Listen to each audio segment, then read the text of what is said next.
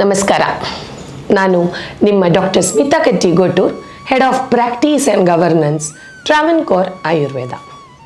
ನಿಮಗೆ ಗೊತ್ತಾ, ನಾವು ಕುಡಿಯೋ ನೀರು ದೋಷಗಳನ್ನು ಬ್ಯಾಲೆನ್ಸ್ ಮಾಡುತ್ತೆ.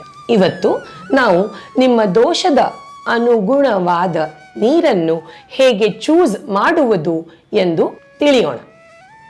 ವಾತ ದೋಷದ ಗುಣ ಡ್ರೈ ಹಾಗೂ ಶೀತ. ಹಾಗಾಗಿ ಇದರಲ್ಲಿ ಬಿಸಿ ನೀರು ಉತ್ತಮ. ಬಿಸಿ ನೀರು ಅಥವಾ ಬೆಚ್ಚಗೆ ಇರುವ ನೀರು ದಿನಪೂರ್ತಿ ಕುಡಿಯೋದ್ರಿಂದ ಬಾಡಿ ಹೈಡ್ರೇಟ್ ಆಗುತ್ತೆ, ಡೈಜೆಷನ್ ಇಂಪ್ರೂವ್ ಮತ್ತು ಡ್ರೈನೆಸ್ ಕಮ್ಮಿಗೊಳಿಸುತ್ತೆ. ಪಿತ್ತ ದೋಷದವರಲ್ಲಿ ಇಂಟರ್ನಲ್ ಫೈರ್ ಬಾಡಿ ಹೀಟನ್ನು ಸರಳವಾಗಿ ಹೆಚ್ಚಿಸುತ್ತೆ. ಈ ದೋಷದವರು ರೂಮ್ ಟೆಂಪರೇಚರ್ ಅಥವಾ ಸ್ವಲ್ಪ ತಣ್ಣಗಿರುವ ನೀರನ್ನು ಕುಡಿದರೆ ಎಕ್ಸೆಸ್ ಹೀಟ್ ಶಾಂತವಾಗುತ್ತೆ.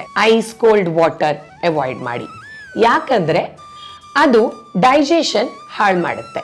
ಕಫ ದೋಷದವರಿಗೆ ಬಿಸಿ ನೀರು, ಶುಂಠಿ ಅಥವಾ ನಿಂಬೆ ರಸ ಸೇರಿಸಿ ಕುಡಿದರೆ ಉತ್ತಮ. ಇದು ಡೈಜೆಷನ್ ಸ್ಟಿಮ್ಯುಲೇಟ್ ಮಾಡುತ್ತದೆ, ಎಕ್ಸೆಸ್ ಕಫವನ್ನು ಕ್ಲಿಯರ್ ಮಾಡುತ್ತೆ ಮತ್ತು ಜಡತ್ವ ಕಮ್ಮಿ ಮಾಡುತ್ತೆ.